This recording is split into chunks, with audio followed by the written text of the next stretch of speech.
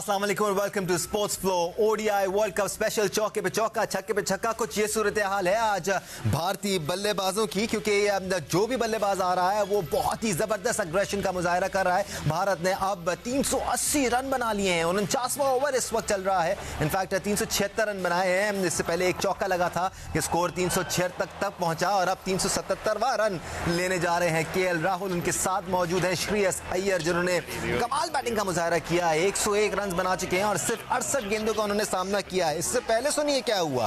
रोहित शर्मा ने 29 गेंदों पर 47 रन बनाए। शुभमन गिल ने 65 गेंदों पर 79 रन बनाए और वो भी रिटायर हर्ट होकर पवेलियन वापस लौटे, आउट होकर नहीं लौटे। विराट कोहली ने आज वो कर दिया जो आज से पहले किसी क्रिकेटर ने इस गेम में नहीं किया, अपनी 50वीं सेंचुरी मुकम्मल की और अपने ही आइडल सचिन तेंदुलकर का रिकॉर्ड चकनाचूर किया। विराट कोहली ने आज 113 गेंदों पर 117 रन बनाए और एक फैन ग्राउंड में खड़ा होकर विराट कोहली को दाद देता हुआ नजर आया। What an exceptional innings it was from Virat Kohli. आज सबको बताया कि क्यों विराट कोहली का इतना बड़ा नाम है दुनिया क्रिकेट में। जबरदस्त अग्रेशन का मुजाहरा भी करते रहे और कमाल अंदाज में श्रेयस अय्यर के साथ पार्टनरशिप भी लगाई। श्रेयस अय्यर की भी जितनी तारीफ की जाए कम है। सिर्फ 68 गेंदों पर 101 रन बना चुके हैं। इसके साथ साथ अब केएल राहुल क्रीज पर मौजूद है। ऐसा लगता है भारत यहां पर 400 रन बनाने में कामयाब हो जाएगा। इस वक्त 49वां ओवर जो चल रहा है, भारत ने 2 विकेटों के नुकसान पर 381 रन बना लिए हैं और अब ऐसा लगता है कि तीसरी विकेट यहां पर मिल चुकी है न्यूजीलैंड को। श्रेयस अय्यर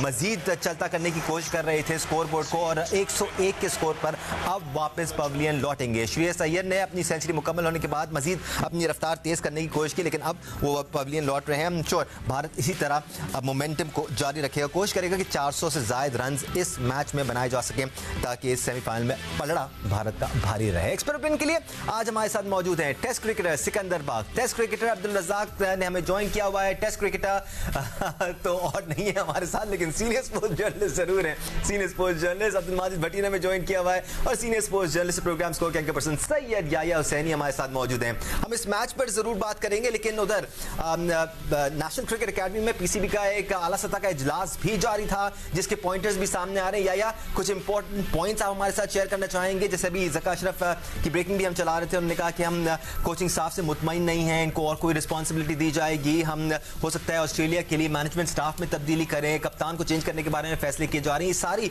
चीज़ें ज़ेर बहस आई। देखिए दानिश, जो चौधरी ज़का अशरफ मैनेजमेंट कमेटी के सरबराह हैं और मैं पिछले 2 दिन से सुन रहा हूँ कि लोग ये बात कर रहे हैं कि जी चौधरी ज़का अशरफ जो हैं वो डिसीजन नहीं कर सकते। तो अगले चंद घंटे इस बात का खुलासा कर देंगे कि वो कितने डिसीजन कर सकते हैं और नहीं कर सकते या कर सकते हैं।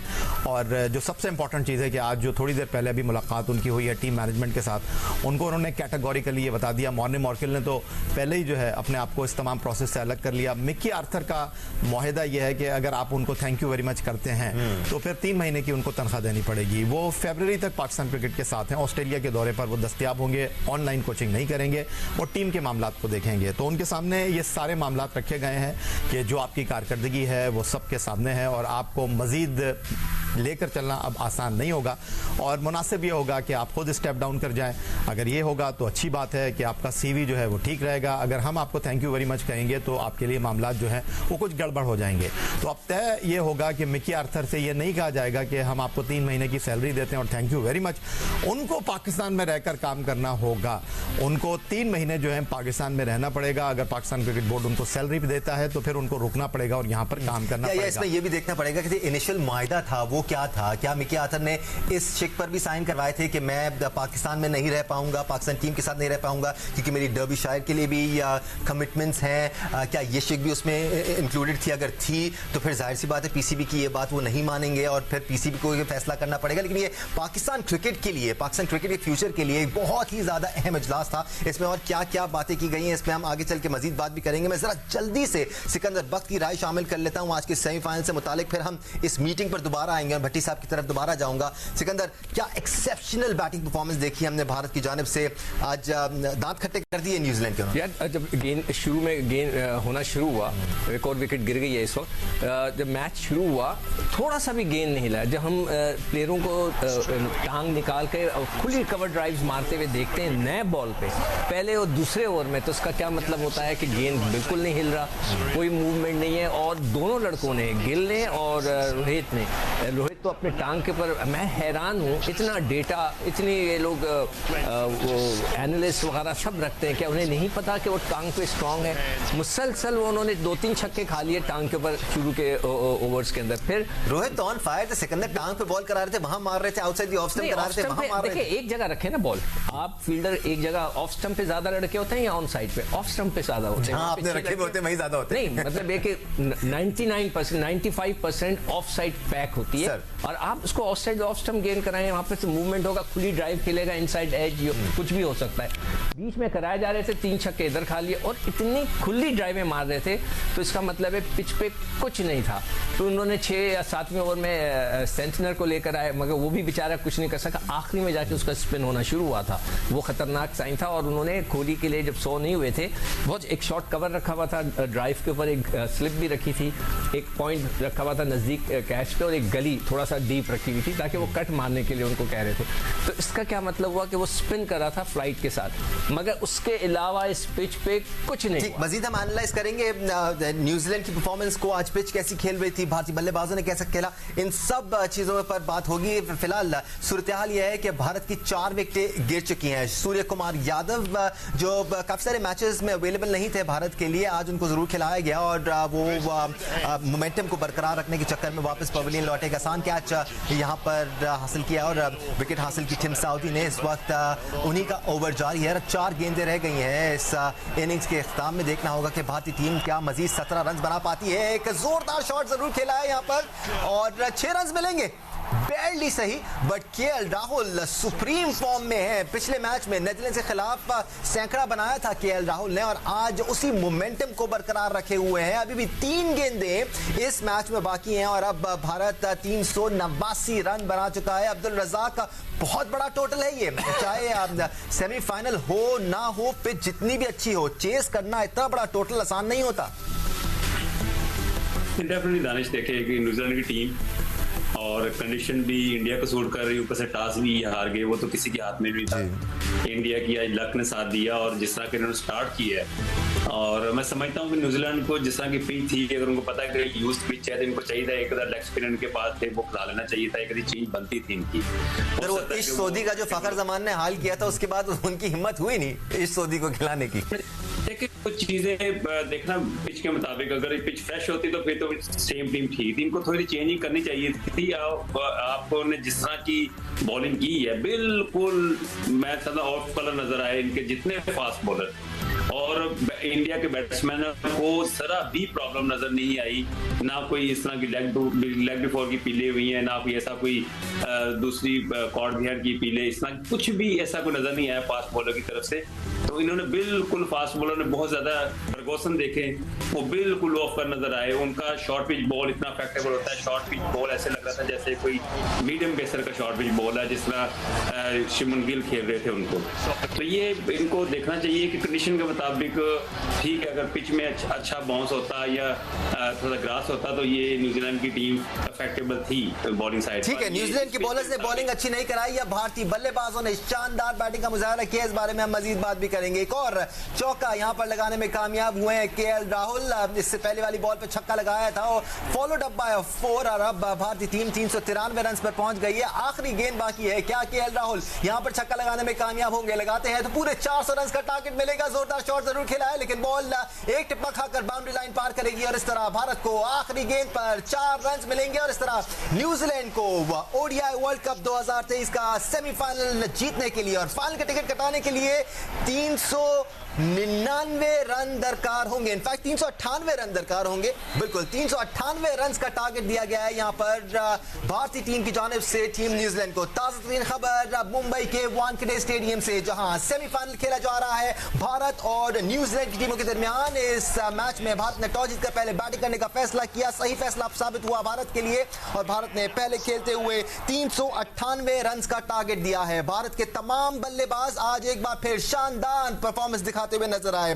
भारत के लिए रोहित शर्मा ने 29 गेंदों पर 47 रन बनाए, शुभमन गिल ने 66 गेंदों पर 80 रन जड़े, विराट कोहली ने आज अपनी 50वीं सेंचुरी मुकम्मल की, एक नया रिकॉर्ड भी बनाया और उनको तमाशाइयों ने खुलकर दाद भी दी। 113 गेंदों पर 117 रन बनाने में विराट कोहली आज भी कामयाब हुए। दूसरी जानिब श्रेयस अय्यर उनका भरपूर साथ देते रहे और जबरदस्त अंदाज में मोमेंटम को आगे से आगे बढ़ाते रहे। श्रेयस अय्यर ने भी सिर्फ 70 गेंदों पर 4 चौकों और 8 छक्कों की मदद से 105 रन बनाए। केएल राहुल आखिरी वक्त तक अपनी टीम के लिए तेज रफ्तार बैटिंग करते रहे, 20 गेंदों पर 39 रन केएल राहुल भी बनाने में कामयाब हुए, जबकि भारत ने कुल मिलाकर 4 विकेटों के नुकसान पर 397 रन बनाए। इस तरह न्यूजीलैंड को अगर 2023 का फाइनल खेलना है, 2023 वर्ल्ड कप का फाइनल खेलना है, तो 398 रन मुंबई के वानखेड़े स्टेडियम में चेस करने होंगे। ये न्यूजीलैंड का लगातार दूसरा फाइनल होगा। अगर आज न्यूजीलैंड की टीम मौजूदाती तौर पर 398 रन चेस कर लेती है, क्रिकेट की तारीख में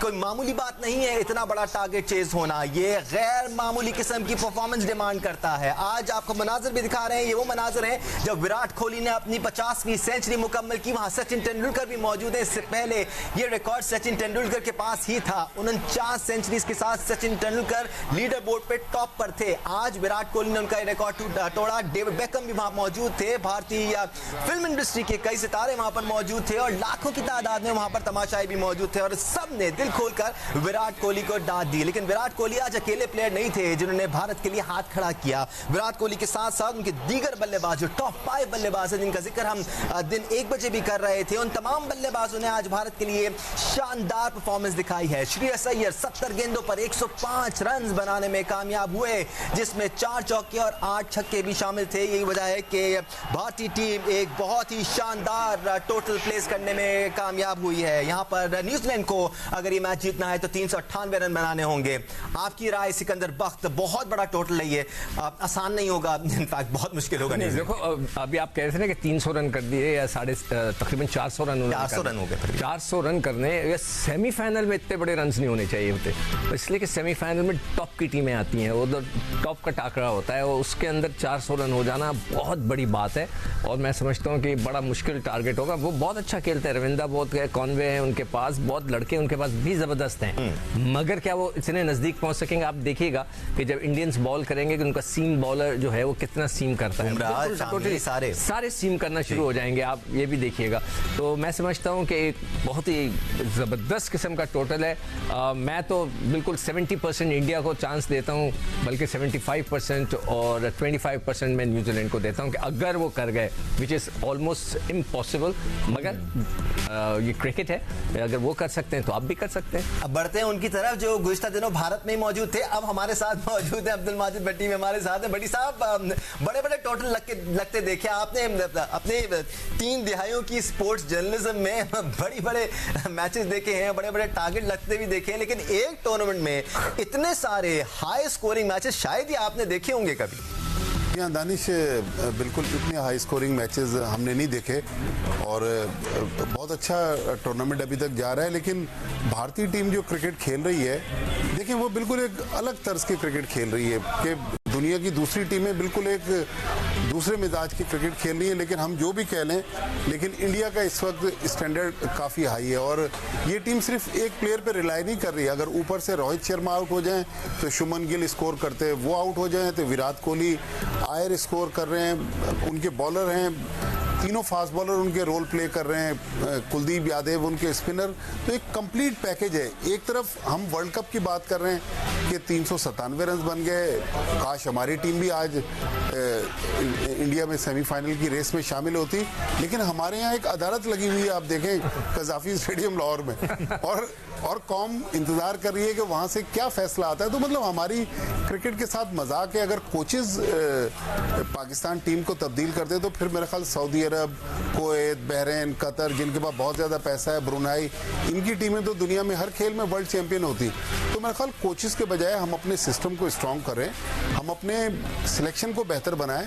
कोचेस में बहुत ज्यादा जिसको भी लिया है रिजल्ट प्रोड्यूस कोई भी नहीं कर सकता, अलादीन का चिराग किसी के पास नहीं है। तो हमारी क्रिकेट को मेरे ख्याल में सिस्टम को बेहतरी की तरफ ले जाने। ठीक है बड़ी साहब, हम इस वक्त मनाजिर भी दिखा रहे हैं, एनसीए के मनाजिर हैं जहां हाई प्रोफाइल मीटिंग जारी थी। ज़का अशरफ और पाकिस्तान क्रिकेट टीम के कुछ अहम लोगों के साथ, जिसमें बाबर आजम, मिकी आर्थर भी मौजूद थे। बाबर आजम इस वक्त एनसीए से बाहर निकलने की कोशिश कर रहे हैं, लेकिन कुछ जर्नलिस्ट और कुछ फैंस ने उनको घेरा हुआ है और उनसे बात करने की कोशिश कर रहे हैं, लेकिन ऐसा लगता नहीं है कि बाबर आजम किसी इस वक्त बात करने के मूड में है। ज़का अशरफ ने भी कहा है कि हम जो फैसले करने जा रहे हैं उनका ऐलान 1 से 2 दिन में करेंगे। कई अहम फैसले इस मीटिंग में हुए हैं। जो ज़का अशरफ का बयान अभी तक सामने आया है, उनका कहना है कि आज से 1 से 2 दिन में जो भी अहम बातें हुई हैं और जो भी फैसले किए जाएंगे उनसे कौम को आगाह किया जाएगा। कुछ बड़े फैसले करने हैं पाकिस्तान क्रिकेट की बेहतरी के लिए। याया हुसैनी इस वक्त हमारे साथ मौजूद है। याया, पाकिस्तान क्रिकेट की बेहतरी के लिए फैसले तो करने हैं, इससे पहले भी बड़े फैसले किए गए हैं, लेकिन एक सवाल ये भी पैदा हो रहा है कि पीसीबी के तमाम मामला ठीक हैं, क्या हमें पता है पीसीबी में इत्सल्फ क्या हो रहा है? देखिए दानिश, मैं इस वक्त आपके साथ स्टूडियो में बैठा हुआ हूँ और जो मेरे जराए हैं, आपने जो थोड़ी देर पहले बात की कि अगले 2 दिन में फैसले अगले चंद घंटों में होंगे, क्योंकि आज रात को उड़ान। मुझे लगा आप कहने वाले फैसले हो चुके हैं। जी बिल्कुल, फैसले हो चुके हैं दानिश, और ज़का अशरफ जो है थोड़ी देर बाद उड़ान भरने वाले हैं भारत के लिए, जहां वो 19 नवंबर को आईसीसी वर्ल्ड कप का फाइनल देखेंगे और इंटरनेशनल क्रिकेट काउंसिल का जो इजलास है उसमें शिरकत करेंगे, और उनके साथ चीफ ऑपरेटिंग ऑफिसर भी मौजूद होंगे। और आज उनके साथ वो सारे ही फैसलों में मौजूद रहे हैं। मसला ये था कि मिकी आर्थर को थैंक यू वेरी मच करना एथिकली, क्योंकि जो नए पाकिस्तान क्रिकेट को टेक ओवर करने के लिए डायरेक्टर क्रिकेट आ रहे हैं, वो इस बात के लिए तैयार थे कि जब मिकी आर्थर को आप थैंक यू करेंगे तभी वो टेक ओवर करेंगे। कौन है वो? पाकिस्तान क्रिकेट टीम के फॉर्मर कैप्टन है वो। और जो दूसरी सबसे इंपॉर्टेंट चीज है, नाम अभी उनका अभी मैं बता देता हूँ आपको। मैं बता दूं। दूसरी जो सबसे इंपॉर्टेंट चीज़ है दानिश, वो ये है कि बाबर आजम पाकिस्तान क्रिकेट टीम के कप्तान थे। अब जो हमारे पास जराए हैं वो यही कह रहे हैं, क्योंकि अब से थोड़ी देर बाद पाकिस्तान क्रिकेट टीम के जो नए कप्तान हैं वो कदाफी स्टेडियम आएंगे, और चौधरी ज़का अशरफ जो हमारे जराए कह रहे हैं कि उनसे मुलाकात करेंगे, क्योंकि वो कल रात को ही इस्लामाबाद से लाहौर उनको बुलाया गया है। और दूसरे कप्तान शाहीन शाह अफरीदी वो भी लाहौर में मौजूद हैं, और बाबर आजम। टाइम चेक का वक्त हो गया, हम टाइम चेक लेकर फिर वापस आते हैं और आपसे डिटेल में भी जानेंगे नए कप्तान कौन है, किसका नाम लिया जा रहा है। बाबर आजम को किसी एक फॉर्मेट की कप्तानी का भी कहा गया था, उन्होंने कहा मैं एक फॉर्मेट का कप्तान नहीं बनूंगा, और क्या क्या अहम बातें हुई, कौन नया कप्तान बनने जा रहा है, सेमीफाइनल चल रहा है, बहुत सारी बातें करनी है आप लोगों के साथ। ब्रेक के बाद वापस आएंगे, हमारे साथ रहिए।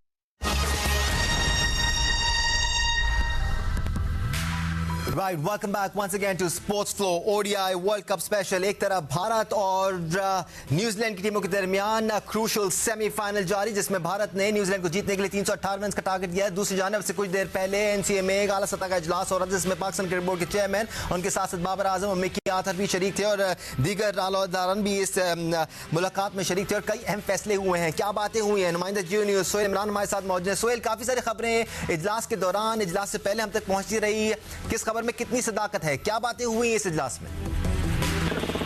जी, 2 इजलास हुए, 2 मीटिंग्स हुई। पहली जो मैनेजमेंट के साथ मीटिंग थी वो नेशनल क्रिकेट अकेडमी में हुई, और उसके बाद पीसीबी हेडक्वार्टर कदाफी स्टेडियम में कप्तान बाबर आजम और पाकिस्तान क्रिकेट बोर्ड की मैनेजमेंट कमेटी के सरबराह ज़का अशरफ के साथ मुलाकात वहां पर हुई है।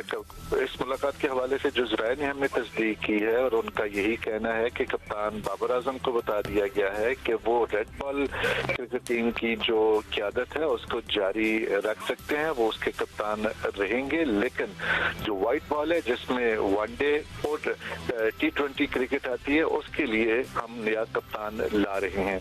ये मुलाकात ज्यादा जारी नहीं रही, 45 मिनट के लगभग जारी रही। इसमें पाकिस्तान टीम की हालिया परफॉर्मेंस के हवाले से जायजा लिया गया था और ज़का अशरफ ने बाबर आजम की जो खिदमात रही हैं एज ए प्लेयर और कप्तानी के लिहाज से उसको उन्होंने सराहा भी। तो इमरान कुछ वजाहत चाहते हैं हम आपसे, थोड़ी सी क्लैरिफिकेशन चाहिए। पहले ये खबर आ रही थी कि बाबर आजम किसी एक फॉर्मेट की कप्तानी नहीं चाहते, लेकिन अब उनको कहा गया है आप टेस्ट के कप्तान रहेंगे। इस बात में वजाहत कीजिएगा कि क्या T20 और वनडे कप्तान एक ही होगा या दो अलग अलग नाम सामने आए, क्योंकि दो अलग अलग नाम गर्दिश कर रहे थे।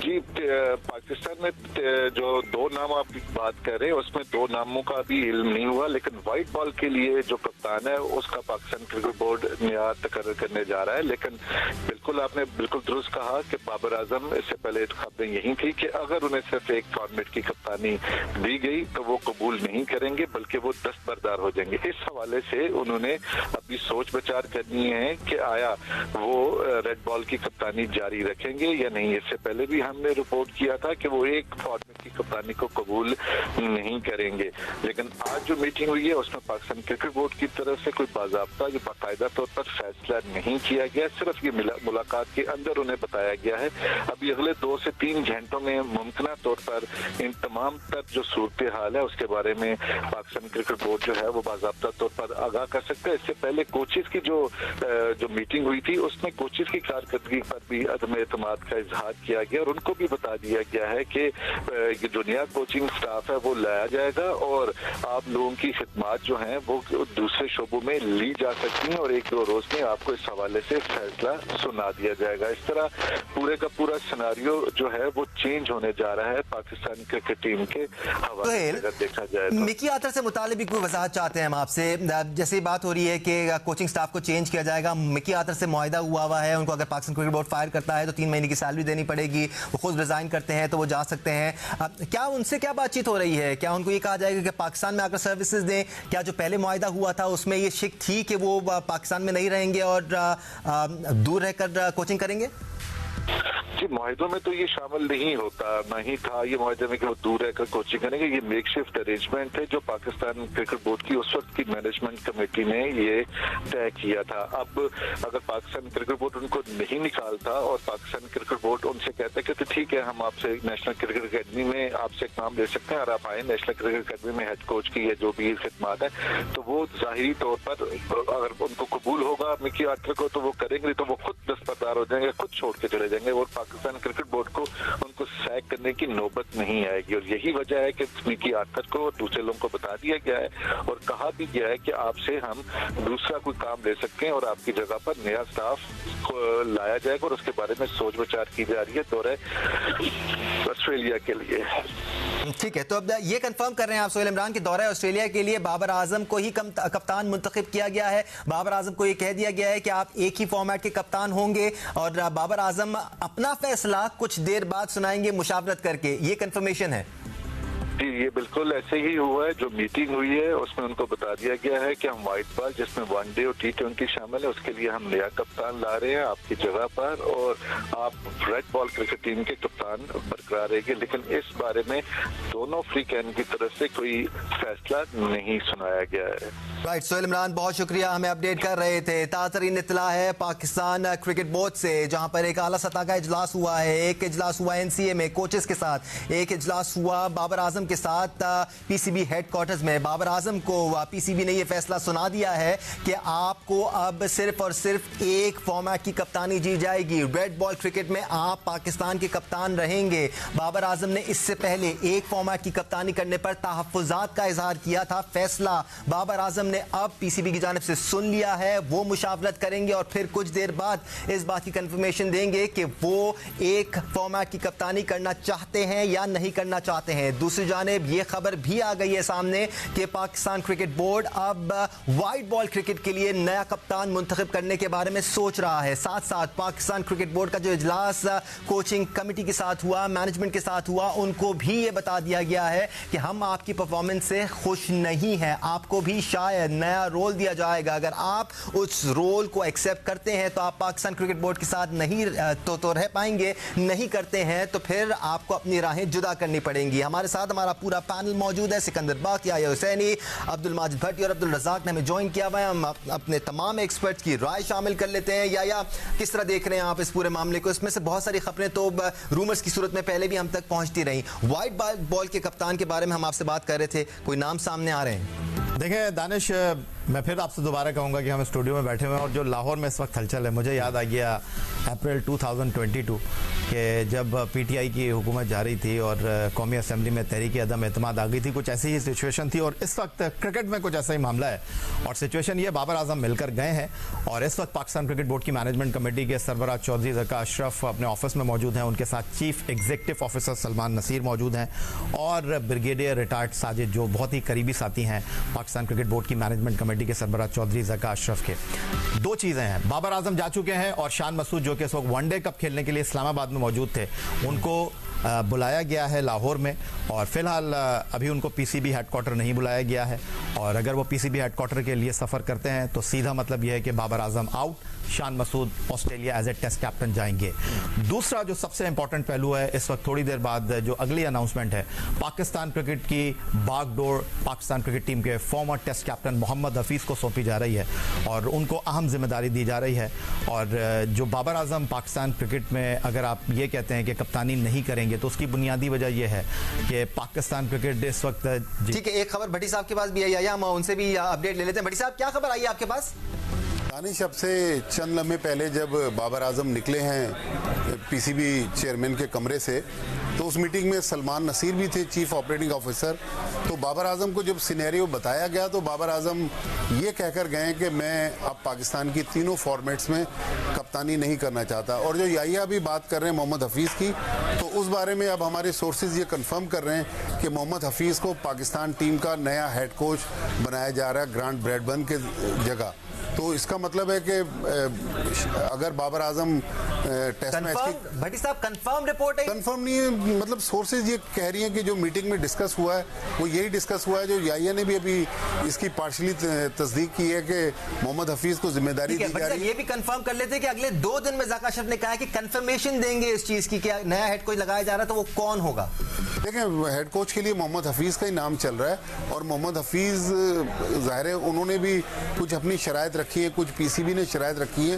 तो मेरा ख्याल 1 से 2 दिन का और टाइम मांगा गया है ताकि वो किसी म्यूचुअल अंडरस्टैंडिंग पर पहुंच सकें। लेकिन जो बड़ी खबर है वो यही है कि फॉरेन कोचेस का अब पाकिस्तान टीम के साथ रोल तकरीबन ना होने के बराबर है और मोहम्मद हफीज जो है, एक बार फिर हम पाकिस्तानी कोचेस की तरफ जा रहे हैं और मोहम्मद ठीक है भट्टी साहब, हेड कोच के लिए तो मोहम्मद हफीज का नाम लिया जा रहा है, लेकिन ये जो आपने खबर बताई है इस मीटिंग में बाबर आजम को जब ऑफर किया गया कि वो एक फॉर्मेट के कप्तान होंगे, ये खबर पहले भी आ रही थी। बाबर आजम पहले ही अपनी राय का इजहार कर चुके थे कि अगर मुझे एक फॉर्मेट की कप्तानी दी जाती है तो मैं कबूल नहीं करूंगा। और यही भट्टी साहब हमें बता रहे हैं, उनके जराए ने कंफर्म किया है कि जब ये मीटिंग खत्म हुई है तो बाबर आजम ये कहते हुए उठे हैं कि मैं एक फॉर्मेट की कप्तानी नहीं करूंगा। इसके बावजूद बाबर आजम को टाइम दिया गया है सोचने का, तो बाबर आजम अब सोच के बताएंगे कि क्या वो एक फॉर्मेट यानी कि रेड बॉल क्रिकेट में पाकिस्तान की कप्तानी करना चाहते हैं या नहीं करना चाहते हैं। पाकिस्तान क्रिकेट बोर्ड के आला अहदेदारान ने अपने फैसले से आगाह कर दिया है बाबर आजम को कि उनको अगर पाकिस्तान टीम की कप्तानी मिलेगी तो सिर्फ एक फॉर्मेट में ही मिलेगी। इस इजलास से पहले ही बाबर आजम ने अपनी राय का इजहार किया था और काफी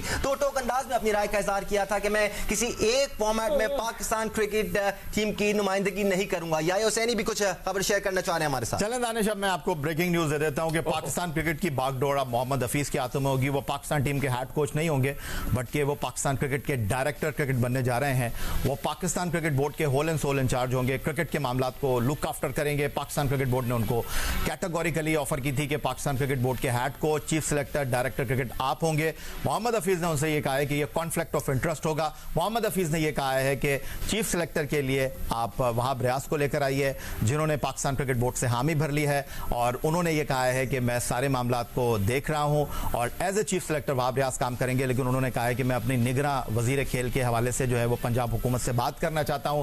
मोहम्मद हफीज पाकिस्तान क्रिकेट बोर्ड के न सिर्फ हेड कोच होंगे बल्कि वो डायरेक्टर क्रिकेट भी होंगे। जो मिकी आर्थर से मुलाकात मुलाकात हुई और जो पाकिस्तान क्रिकेट बोर्ड ने चीज़ें उनके सामने रखी, एथिकली पाकिस्तान क्रिकेट बोर्ड ये चाहता है कि मिकी आर्थर रिजाइन करें और फिर मोहम्मद हफीज़ टेक ओवर करें, और मोहम्मद हफीज़ भी यही चाहते हैं। बाबर आजम के हवाले से पाकिस्तान क्रिकेट बोर्ड ने यह ज़हन बना लिया है, और बाबर आजम पाकिस्तान क्रिकेट टीम के बड़े खिलाड़ी हैं, उन्होंने पाकिस्तान को सर्व किया एज ए कैप्टन, और पाकिस्तान क्रिकेट बोर्ड ये चाहता है कि उनको अच्छे तरीके से थैंक यू वेरी मच कहा जाए, उनको अच्छे तरीके से जो है वो पाकिस्तान क्रिकेट में एज ए कैप्टन हटाया जाए, और उनको कहा जाए कि आप हमारे एसेट हैं, आप हमारी टीम के बेहतरीन खिलाड़ी हैं। Virat Kohli as a captain खेल रहे नहीं खेल रहे, Steve Smith as a captain नहीं खेल रहे, जो रूट एज ए प्लेयर खेल रहे हैं, तो आपकी पाकिस्तान क्रिकेट को जरूरत है। शान मसूद फिर मैं आपको बता रहा हूं कि इस वक्त लाहौर में मौजूद है और अगले चंद मिनट में या चंद घंटों में उनको कॉल किया जा सकता है, और बाबर आजम जो हमारे जराए कह रहे हैं कि ऑस्ट्रेलिया में टेस्ट कैप्टन नहीं होंगे। आप कंफर्म कर रहे हैं इस बात को कि मोहम्मद हफीज ना सिर्फ पाकिस्तान क्रिकेट के डायरेक्टर क्रिकेट होंगे बल्कि साथ साथ हेड कोच भी होंगे, क्या आप ये कंफर्म कर रहे हैं? जी